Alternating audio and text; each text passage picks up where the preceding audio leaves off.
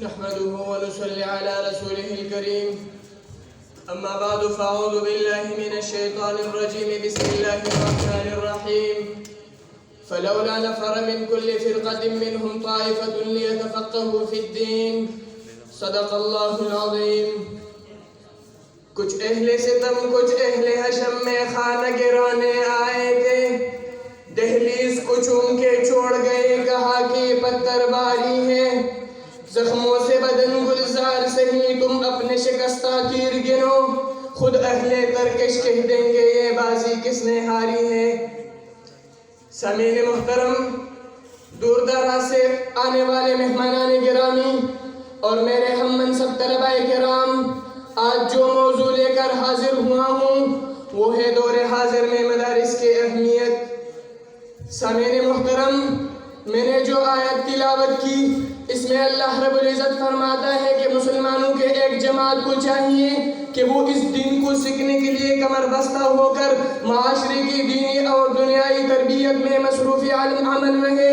الحمدللہ ثم الحمدللہ، مدارس دینیہ روز اول سے لے کر ہر فرد کے دینی اور دنیائی تربیت میں مصروف عمل ہے. تو کبھی مؤذن کی صورت میں، کبھی امام کی صورت میں، کبھی حافظ و قاری کی حیثیت سے، کبھی شیخ اور مرید کی حیثیت سے، کبھی درس و تدریس کے مسند پر جلوہ افروز ہو کر، کبھی شیخ القرآن کی صورت میں، کبھی شیخ الحدیث کی صورت میں، بغیر کسی طمع اور لالچ کی، صرف اور صرف اللہ رب العزت کو راضی کرنے کے لیے اور آپ صلی اللہ علیہ وسلم کے اس قول پر عمل کرنے کے لیے کہ جس نے اس دین کا تعلیم دنیائے اعراض و مقاصد کے لیے حاصل کی تو کل قیامت کے دن جنت تو پہنچا، جنت کا خوشبو بھی نہیں سونگ سکے گا.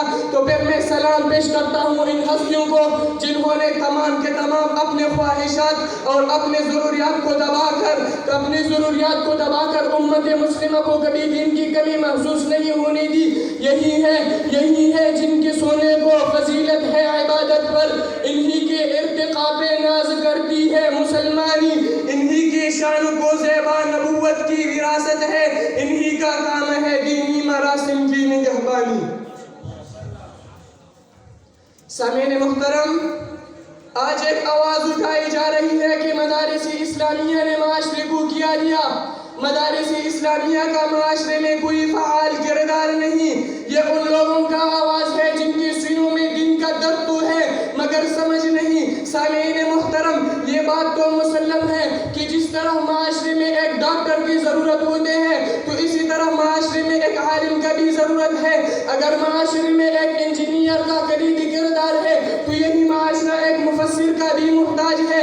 اگر معاشرے کے جو رفیائی سرحدات کی حفاظت کے لیے ایک فوجی اور جرنیل کا ضرورت ہے تو اس کے نظریاتی حفاظت کے لیے ایک عالم کا بھی ضرورت ہے. تو پھر مجھے کہنے دیجئے کہ مدارس اسلامیہ اور معاشرے کا تعلق روح اور جسم کا تعلق ہے، کیونکہ جب بچہ پیدا ہوتا ہے تو نظر کسی مولوی کی طرف چلا جاتا ہے، جب تھوڑا بڑا ہو کر مکتب چلا جاتا ہے تو نظر کسی مولوی پر پڑ جاتا ہے، جب وہ اس سے بڑا ہو کر اس کا نکاح یہی مولوی پڑھاتا ہے، اس کو تجارت کے مسائل، صناعت کے مسائل، زراعت کے مسائل، خلوت کے مسائل، جلوت کے مسائل یہی مولوی سکھاتا ہے، اس کا جنازہ، اس کا تدفین، اس کا تلقین یہی مولوی کرتا ہے. پھر بھی ہم سے یہ گلہ ہے کہ وفادار نہیں، ہم وفادار نہیں، تو بھی تو دلدار نہیں. دوسری طرف دیکھیے سامعین گرامی، یہی مدارس دینیہ معاشرے کے بقا کا سبب اور ذریعہ ہے،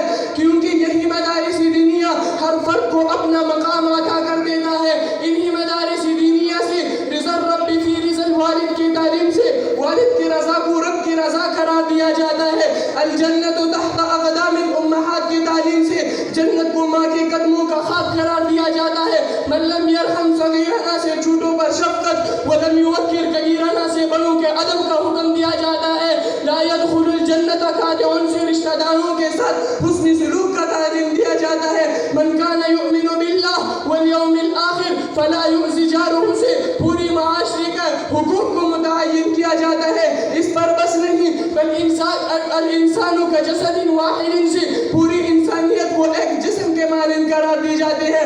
پھر بھی ہم پر اعتراض لگایا جاتا ہے، ہم پر الزام لگایا جاتا ہے کہ مدارس اسلامیہ نے معاشرے کو کیا دیا ہے. بات بھولوں کی ہوتی تو سہ لیتے ہم، اب تو کانٹوں پہ بھی حق ہمارا نہیں، جب بھی اہل چمن کو ضرورت پڑی خون ہم نے دیا، گردنیں بھی کٹی، پھر بھی کہتے ہیں ہم سے یہ اہل چمن، یہ چمن ہے ہمارا تمہارا نہیں۔ سامعین محترم، آئیے آج اس مجلس سے یہ پیغام لے کر جائیں کہ مدارس اسلامیہ دہشت گردی کے اڑے نہیں بلکہ علوم کی عظیم یونیورسٹیاں ہیں۔ مدارس اسلامیہ معاشرے میں تعصب نہیں بلکہ امن اور بھائی چارے کی تعلیم دیتے ہیں، ہم سب مل کر اس معاشرے کی دینی، دنیائی، معاشرتی سب خدمات سر انجام دے سکے۔ وفی الاخیر استغفر اللہ لی ولکم ولسائر المسلمین واستغفروہ انہ هو الغفور الرحیم۔